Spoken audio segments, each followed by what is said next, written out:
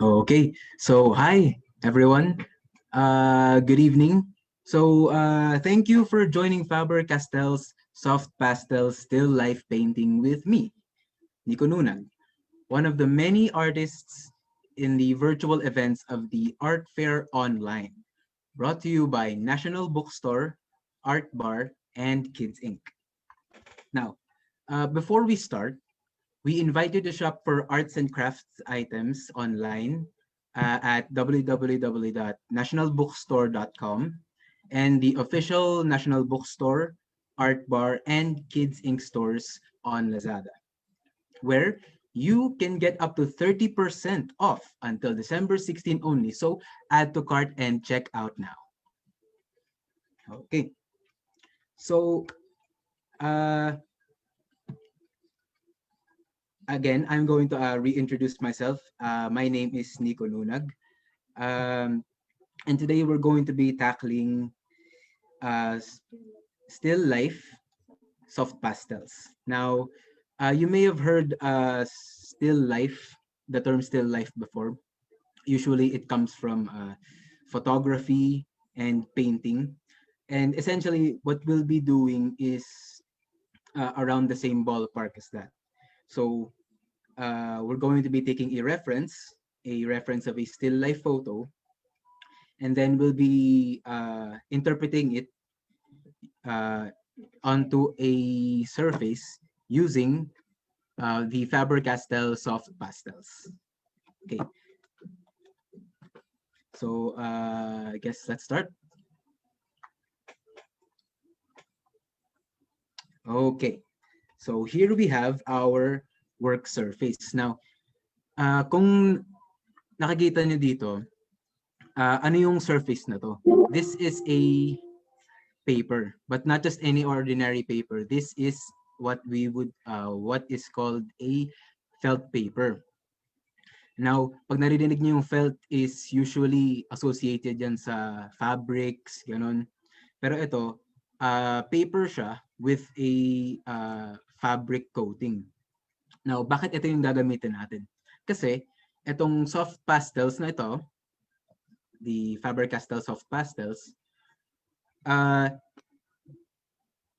kapag excuse me, kapag ginagamit natin siya, ang pinaka-preferable na surface para gamitin siya is a surface which has a lot of grit, a lot of tooth, or a lot of texture, rough, kumbaga. So usually you would use this on if you would use this on an ordinary piece of paper, you would have different results kapag ginamit nyo siya for, let's say here, on the felt paper and, for example, sandpaper. Yan. Okay, so if you would notice, binlock off ko to using tape.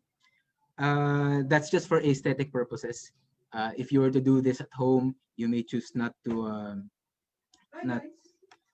do this yourselves. Kung gusto nyong mag-freestyle or go to the edge of the border ng paper, that's all right. Pero ito parang aesthetic choice ko lang. So I have here an example of an artwork of mine that I did using the soft pastels. So here it is. Ayan. So this is the approach or the style that we will be doing for this evening. So yan. Ayan siya. So dinedepict dito is is a candle with Christmas ornaments tsaka with a fabric backdrop. So yan. So makikita nyo very very rough, very loose. Pero kahit na rough and loose siya, still makikita natin yung mga forms ng subjects natin. Okay. So let's start here. Buksan natin ang ating soft pastels. Magkakaroon dito tayo ng first unboxing. So this is the Faber-Castell soft pastels, and if you would notice, meron siyang logo na mini. Dahil ang Faber-Castell soft pastels comes in two variants. The regular size and the mini. So ito ang itsura ng mini. Yan. So you'd see very small lang siya, hence the term mini. Pero as you can see, marami siyang available na colors na pwede natin gamitin. Okay. So let's set this down. Okay. And then let's start.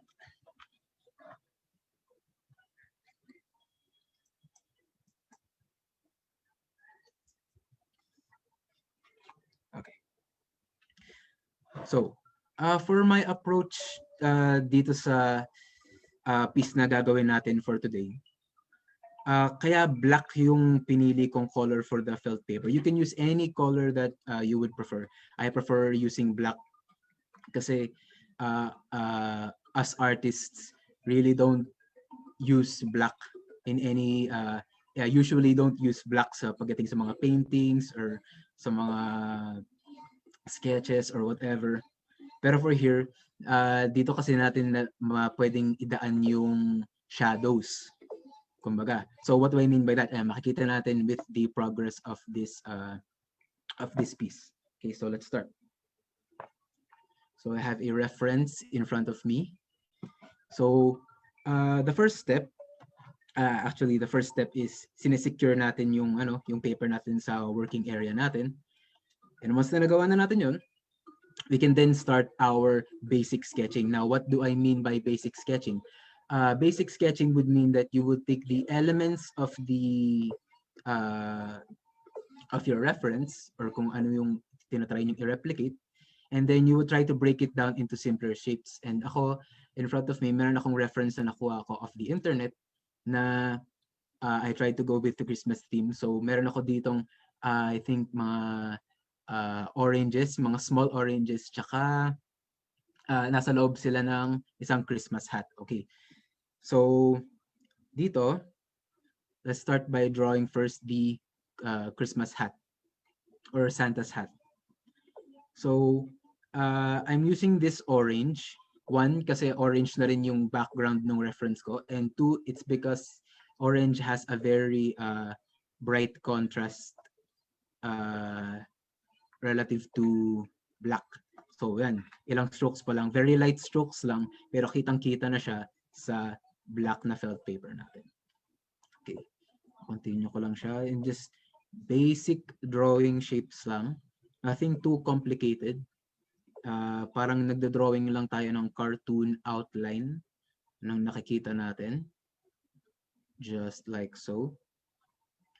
You see, hindi ako masyadong gumagawa ng scratchy lines. Kasi parang very fast. We're playing it very fast and very loose pagdating dito sa initial sketches natin. Alright. So, ayan. Ito na yung parang white part niya. What do we call fuzz? Ganun. And then, very light strokes lang din. Again, nothing too complicated. Para lang makuha natin yung general shapes ng references natin. Like that. And just like that, meron na tayong initial shapes na pwede nating pagbasehan. So, it's kind of like you're drawing your initial guidelines or your blueprint kung saan kayo or kung saan tayo magkakaroon ng basis on what we would finally or have a final or we would achieve a final artwork. So next, I would draw or I would lightly sketch the pongkans or oranges. Okay. And I'm very, very rough, as you can see, very rough lang sa pagdrawing ng mga shapes ng oranges natin. Why? Kasi as I said, guidelines lang naman siya. So the initial sketches don't really have to be too complicated or para matawag na natin siyang complete na drawing. And very angular din yung approach ko kasi it's very fast, very quick lang din yung mga motions ko. And it's like that, very quick, pero I'm not hindi ko tinatanggal sa isip ko ang dinodrawing ko. I'm always looking at my sketch and looking back at my drawing just to see kung nakukuha ko ba yung likeness niya. And then we have one offshoot tongkan here. Okay, so what we have now is our initial sketch, and then the next part, or what I would like to do for the next part, is to draw out their shades, or to draw out their patterns. Bale. So if you have any questions, feel free to comment, and I'll get to and I'll answer them as much as I can. Yeah. Okay. So what do I mean by sketching out the patterns or the other shapes? Dito kasi sa reference ko, meron siyang very visible na light na coming from this direction. So ang gagawin ko is I will separate out the colors basically from the highlights to the midtones to the shadows. So just a simple line like this,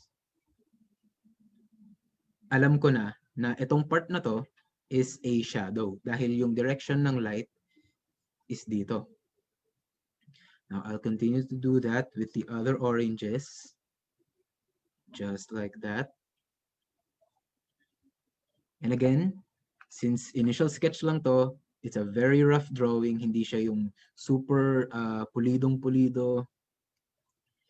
Hindi pa ito yung ipapasa yung plate. Hindi pa siya yung finish na.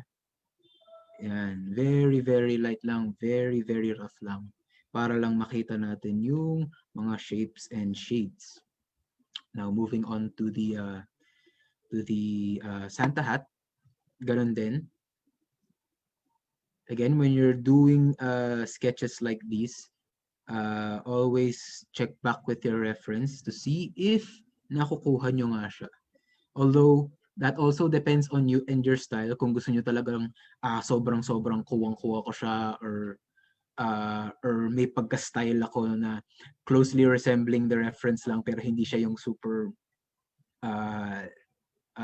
kuwang-kuwa. That's all up to you and your preferences. And yun. So ito, magkakaroon tayo ng medyo stylized na approach sa pag-sketch nitong reference natin. Okay. So yan. It might be confusing to look at right now kasi yun nga, puro lines lang siya. Pero just follow, if you're following along, yan, it will all become clear in the end. Don't you guys worry, I got you. So itong mga lines na to, I'm sketching out the shape of the shadows na kinakast ng reference natin. So yan. Okay. So right now we have our initial sketch done basically. Very quick na, diba? Very fast lang, very loose, very not really spontaneous, very quick. Yun. Na hindi mo masyadong pinag-iisipan kung tama ba tong shape na to or hindi. Basta makuha mo lang yung very simplified na shape niya. So parang kinukuha mo lang yung outlines ng bawat object. And you also have the liberties kung sa tingin mo na itong reference na to, hindi to super gusto ko. You can also have the option to quote-unquote live edit yung mismong reference mo para to maybe include or exclude any other elements. Yeah. Okay. So dito, sa reference ko kasi, very ano lang siya, yung colors niya, very warm and you can say it's almost very flat, lalo na yung background kasi wala masyadong going on sa background niya, just a very harsh light, and then yung kinakast na shadows. Okay. So, if you can see, the soft pastel has a very rectangular, very squared off body, itong sharp, very sharp edges na to. And this this body type, it's really helpful when you're covering a lot, if you want to cover a lot of surface area very quickly. What do I mean by that? Sabihin natin, itong area na to, gusto kong magkaroon agad ng color. Just drag this flat side. And then meron na agad siya. Ayan, very quick lang talaga. And then, I'm just going to fill this area hanggang dun sa pinaka-lines or pinaka-outlines ng sketch ko. And this is also very loose lang din. This is a very loose style, kumbaga.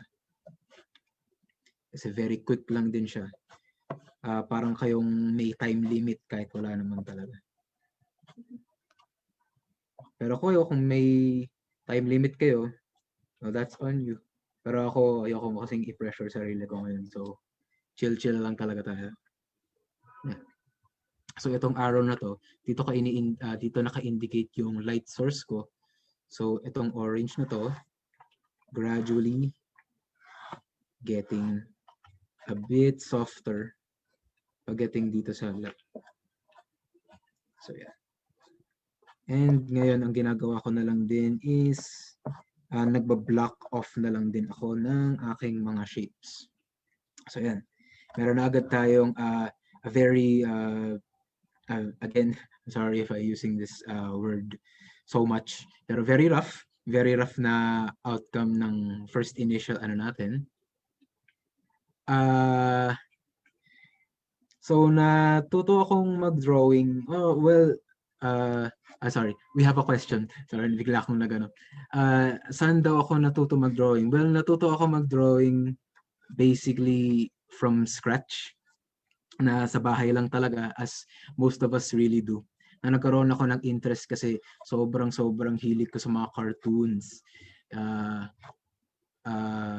Yung mga cartoons ko kasi baka some of you may know, some of you may not know, mga Ren and Stimpy, Rocko's Modern Life, SpongeBob, Kids Next Door, yun. Doon ako natutong magsalita. Basically, kasi marami akong natututunang mga words. Marami akong natututunang mga words galing sa kanila. And also, dahil nga sa mga shapes ng mga cartoons, doon ako na interest na, wow, parang gusto ko rin ma-capture yung ganong klaseng character. Kasi nga, syempre mga bata, mahilig magkaroon ng mga imaginary friends, or magkaroon ng sariling mga character. So, gusto kong i-embody sila or magkaroon sila ng buhay through me. So, parang gumagawa ako ng OC dati. Ganun. Pero for formal education, I took a fine arts course in the University of the East, Caloocan. Yeah. Okay, and we also have another question here. Which is, saan na-inspire yung style nyo sa drawing? Ayan. So, for like many others, I'm sure, although hindi ko mukha, I'm still very young and I'm still young in a sense that I'm still young to the world of art as well. Exposed din ako, pero I know I still have a lot to learn pagdating sa mga styles. So I really don't have a definitive style as of right now. So nag-explore ako, tumitingin-tingin ako sa internet, madalas sa YouTube pag may mga nakikita akong mga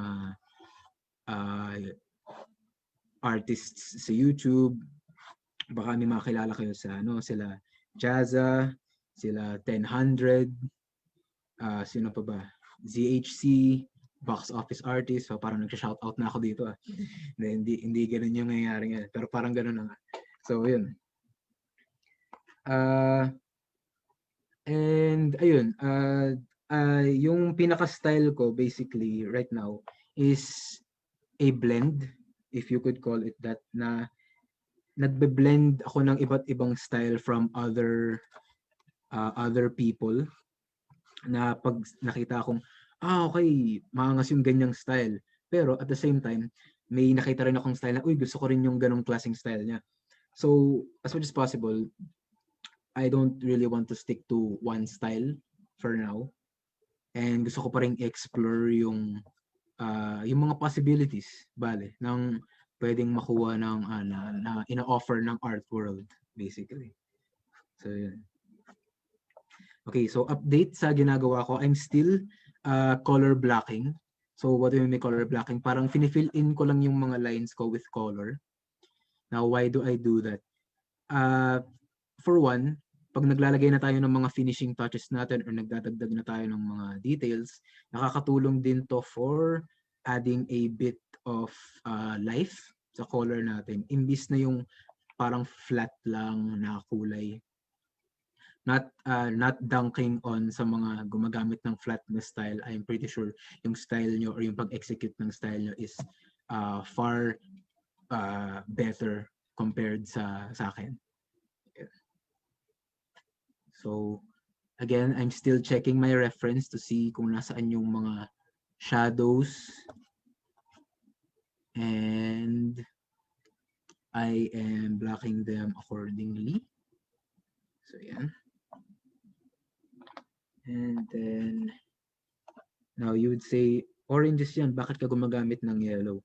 Well, parang siyang pandagdag lang ng tone or ng added na kulay kasi iba pa rin yung puro orange lang yung nakikita mong color, and meron din yung dating na pag tinignan mo talaga yung reference photo mo, hindi lang siya isang kulay or hindi lang limited sa orange yung kulay ng mga oranges. May mapapansin kang mga reds, mapapansin kang mga yellows, may mga depende pa sa pag-execute ng reference photo nyo. Ayun. Okay. So, ang products na ginagamit ko is the Faber Castell soft pastels.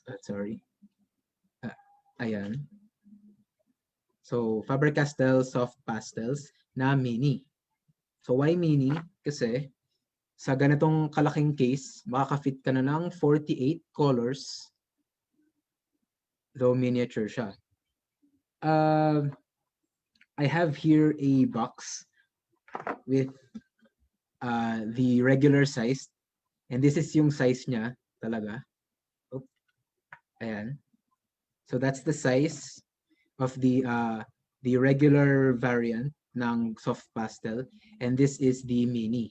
So kung makikita nyo, very almost half ng soft pastel siya. Pero ang advantage ng pag bumili kayo ng regular size is that you have a lot more material to work with. Excuse me. Pero pag bumili naman kayo ng mini, relatively half the material you have to work with, pero nakakapag-contain siya ng mas maraming color options para sa inyo. Okay. So we have another question here. Anong pagkakaiba ng soft pastel and oil pastel? Yan. Okay. So meron kasing term na ginagamit sa mga factories or sa pag-production na tinatawag natin na binders. So ano yung binders? Parang for simplicity, isipin nyo parang siyang glue sa material. Na pag mas maraming binders ang isang coloring material, meaning mas makapit kasi mas nagbabind siya. And then pagdating naman dito sa soft pastel, for example, oil pastels, mas marami siyang binders essentially. Pagdating sa mga pigment, usually they come in powdered form, and then hinahalo nila sa mga iba't ibang mixes ng binders, ganun. And then sa dami ng binders, pag fina-form na sila, talagang nako-compact. So parang pag ina-apply mo na siya or pag ginagamit mo siya for artworks or for coloring, nakikita nyo parang very waxy siya. So yun yung mga binders. And then pagdating naman dito sa soft pastel, kung makikita nyo, is very very dusty siya, very grainy, very pag ginamit niyo siya, makaka-experience ka ng very chalky na texture.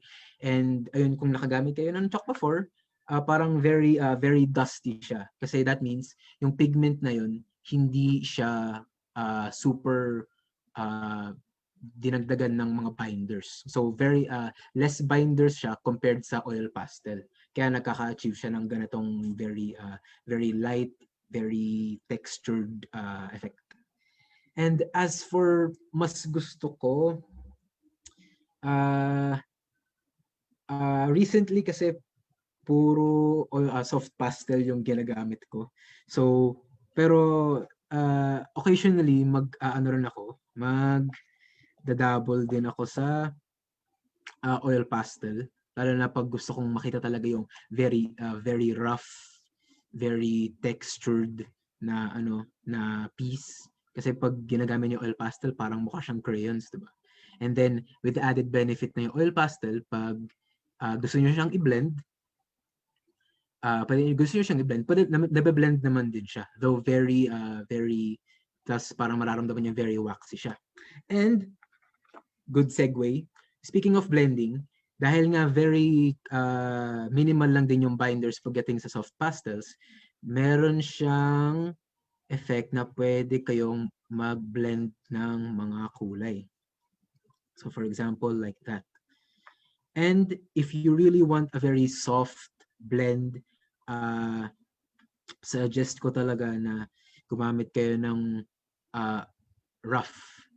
Hindi naman super rough, pero makakatulong talaga ang rough na texture ng surface, ng working surface ninyo sa pagkapit, sa pag-hold on sa mga pigments. Okay, we have another question. So, pwede po bang gumamit ng oil sa pag-blend ng colors? Oil like linseed oil? Pang follow-up question lang. Oil for like oil sa dito, sa piece na to. I haven't tried that myself kasi takot ako basically. Pero first time ko lang siyang marinig na na ganong klaseng question. So I'm not sure. Excuse me. Pero usually when you're blending this kind of powdery na material, for example, parang charcoal, you usually use a blending stub. That's an option. And then when you really want to get down and dirty with your artwork, yan, nakikita niyan, very dirty talaga kasi ginagamit niyo yung kamay niyo for holding the soft pastel and then for blending the colors together. And so light blending lang din yan. And I'm just doing this para lang soften up siya ng konti. And then move on here. So I hope that answered your question. I'm sorry na hindi ko pa kasi na-experience yung ganun na oil pinapanggamit for blending.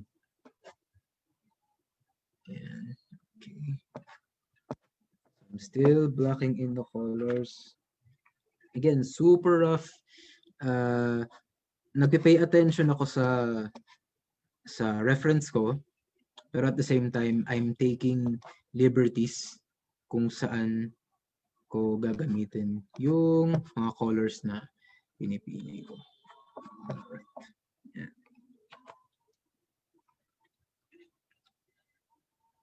So, ayun. For advantages and disadvantages ng mga maraming kulay. Personally, for me, if you really are starting out sa mga pag-try out ng medium or if you want to experiment with something more, I would suggest na para lang din makatipid kayo na don't really jump super head first kung gusto niyo maging safe sa mga purchases niyo. Kasi kung para magamay niyo lang yung para lang magamay niyo yung material, yung medium na gagamitin niyo, I would suggest na do the most basic first. So parang lang din yan sa pagpe-paint. You start with the most basic colors na primary colors and then you work up kapag may knowledge ka na about dun sa other colors mo. Pero kung gusto mo talagang kung gusto mo talagang parang very courageous ka na, hindi, kaya ko yan, bibili na ako ng 72 na mini, go, ini-encourage ko rin kayo dun. Lalo na pag sa Faber Castell.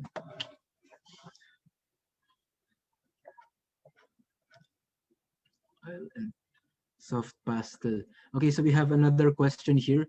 Have you tried combining oil and soft pastel on one surface? No.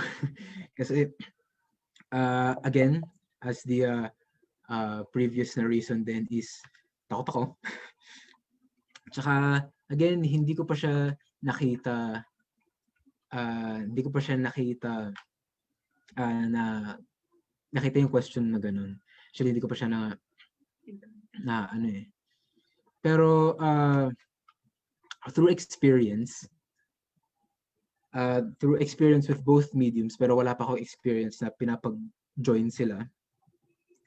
I would think na since oil pastel is a very heavy na material, meaning na once na talagang nilagay mo siya sa surface, very hard siya matanggal. Unlike dito sa soft pastel, which another trait ng soft pastels is since once na naglagay ka ng layer mo, you also have the option na if you want to lift up a layer, you can use a kneaded eraser para lift up ng pigment. So for example, close up dito. Ayan. Oops. For example, ito, ayoko yung parang nagbe-blend siya dito. Gusto ko meron siyang medyo may outline. So, kukunin ko lang yung kneaded eraser ko and then uunti-untiin ko siyang tatanggalin. Now, this will depend on how hard you've actually applied the soft pastel. Kasi the harder you press, pag nag-a-apply kayo, the more pigment na matatanggal and the more pigment na mag-a-adhere dun sa work area or working surface ninyo. The lighter you have it, the lighter the color, the heavier the more the colors punchy or more contrasting or saturated. Wala. Thank you. One commenter out there. Naisip ko na agad naisip mo. Ayan.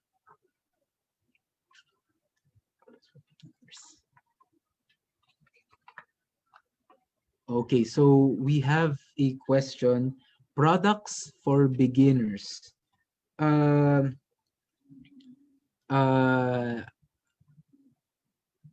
For beginners, siguro kung mag-beginner kayo dito sa soft pastel or ayun, for soft pastel siguro i-suggest ko na lang ito.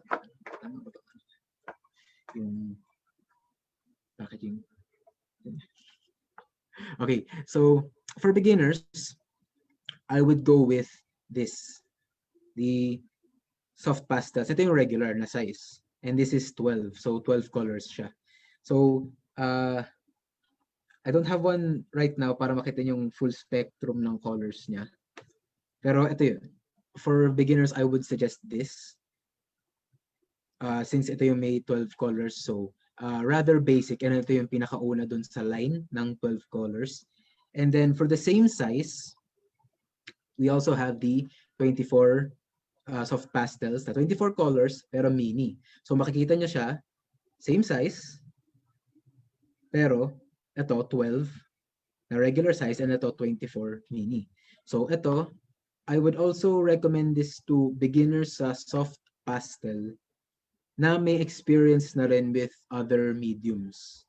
Kasi although ganitong size lang nga siya, since 24 pastels na mini, meaning meron siyang 24 colors inside, though half lang yung size niya. So yun yung advantage ng 24 over the 12. Okay. Okay. Another products for beginners. If you're going to be a beginner, like talagang beginner sa art na gusto mo mag-experience na nakaranas ka na ng ibang mga art materials na nasa grade school ka or nasa kinder ka, I would go with color pencils. Sa mga versatile na na art mediums siya. And yung mga basic lang din na color. Yun. Okay. So we have another question. Naka-sale po yung products. Yes, naka-sale po siya. Get up to 20% off on our Faber Castell products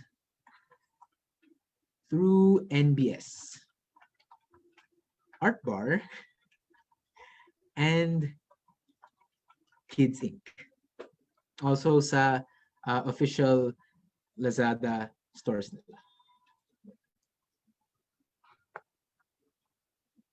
Okay.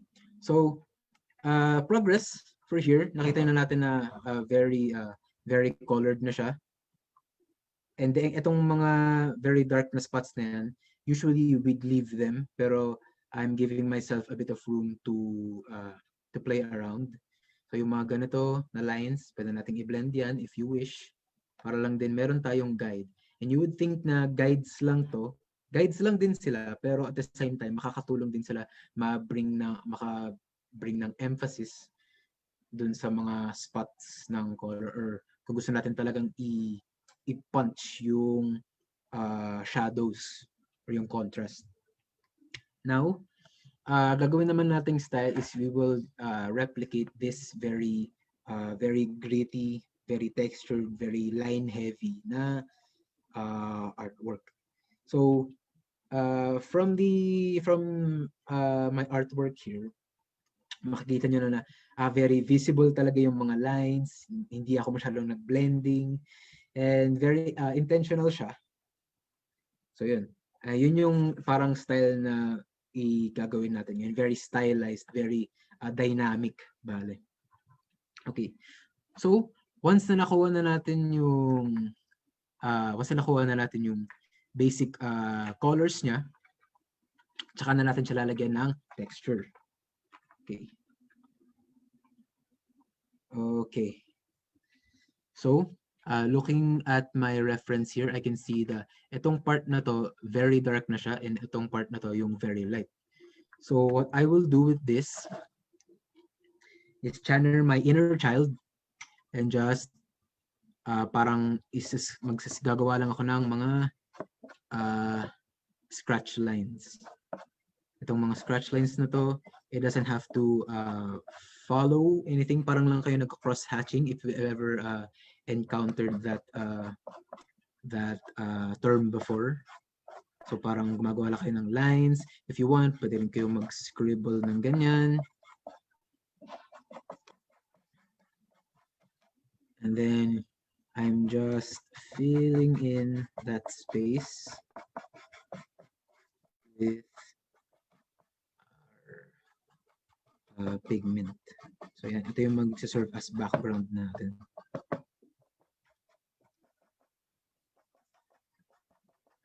Okay. And then kung parang challenge sa inyo, kung if ever nagagawin nito, pwede yung challenge na okay, dapat within 15 minutes tapos ko na to. So parang gano'n, may mga time challenges kasi yung mga ganong klaseng challenges na tinatime nyo na that will force you na huwag masyadong isipin about sa mga details masyado, or pagdating sa mga forms, para mapapwersa kayong tignan yung mga pinaka-importante, and again, not too much of the details. So for now, I'm just going to blend some of those flat, and then go back, add more, and then as I'm nearing the light source, mapansin nyo, magsa-start na akong mag-lighten ng colors.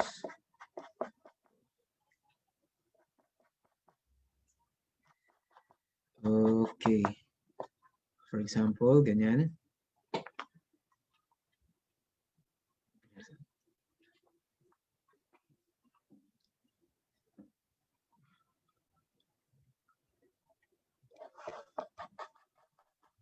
Okay. Slight technical difficulty na nag-freeze ako.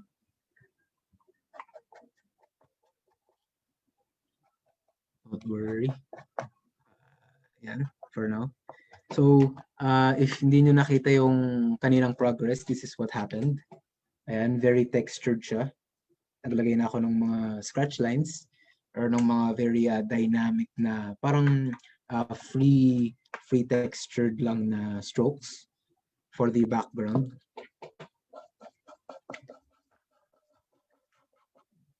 And then again, habang ginagawa ko to, I am looking at my reference.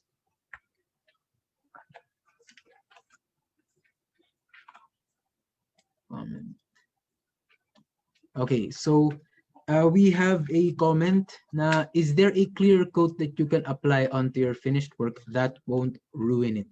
Okay, so yes, meron. It's called a fixative. So spray on siya. Parang siyang, isipin niya parang siyang spray paint na may clear na substance. So parang siyang clear lacquer, if you've ever encountered that. Sa mga nagmomotor or mga gumagawa ng automotive paints, yun, available din yung mga ganun. Pero meron talagang mga fixatives na, ayan, okay, we're back. Ay, hindi pala. Okay, so ayun. Ayan, okay, now we're back. For reals this time. Ayan. So, ayun. As I've said, may mga makikita kayong parang katulad na ganun sa mga automotive paints store or mga nagbebenta ng mga spray paint.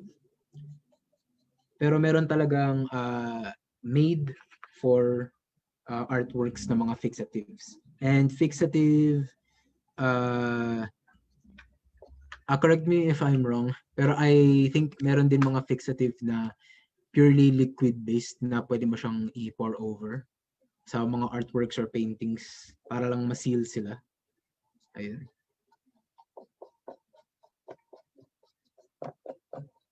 So again, apply lang ako ng very textured. Very loose. Wala nang masyadong thought.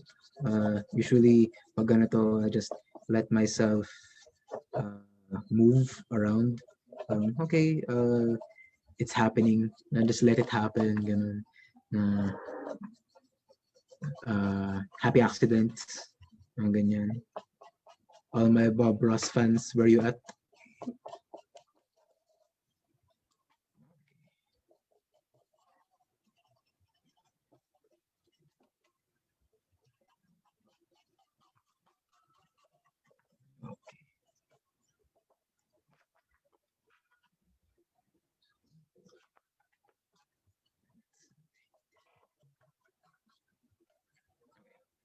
So yan.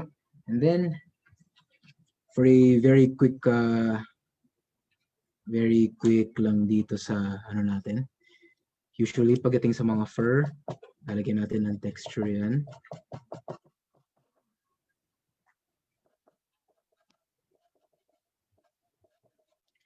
Itong mga nilalagyan ko ng texture na to, these are usually what I would focus on pagdating sa mga highlights.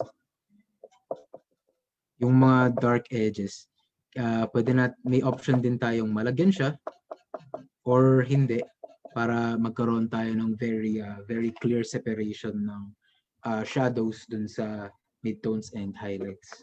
So for example, dito sa orange na to, yung approach sa kanya is itong if visible pa yung pagkabilog niya, take that form and follow it. Okay? So once na na-follow niyo yung curvature ng orange or ng subject nyo, for example, ako dito sa orange na to, kung gusto niyo pang talagang i-emphasize yung shape niya, follow niyo yung outline, and then tiny highlight.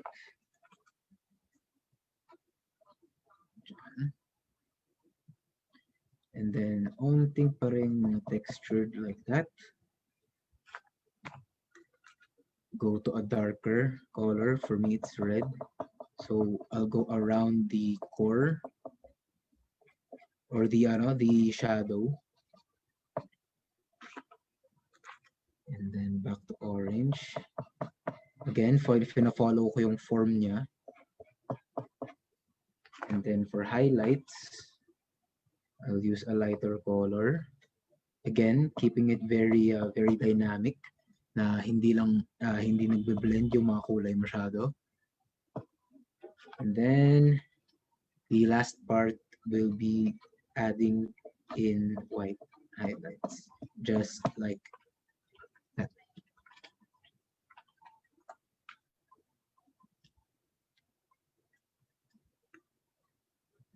Okay.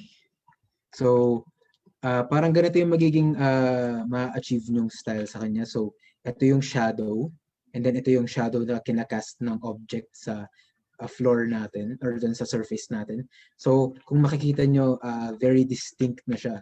Since finollow natin yung curvature ng orange, para makikita nyo talaga na very spherical yung object. And then, as gradually pag pumupunta yung color sa mas darker, imbis na nagiging darker version lang ng color we used, in this example, from orange, ginawa nating dark na red, and then yung natirang color behind which is black. And then dito, meron siyang kinakast ng shadow na, I don't know if nakita ng, ayan. And then yan, kita yung color ng very dark na purple. And then what I would like to do as a finale sa mga ganito is I would like to take, I know, maybe this is a sacrilegious thing to do pagdating sa ating mga artists, pero hear me out. Hear me out.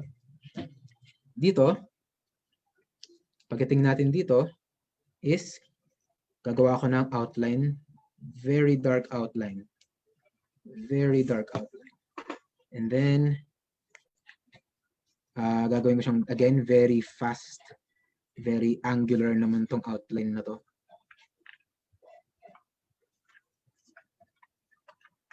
So, yan. Using the flat side.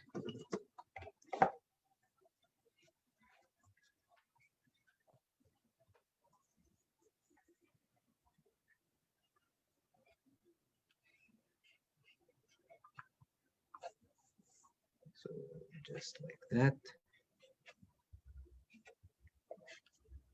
And just like that.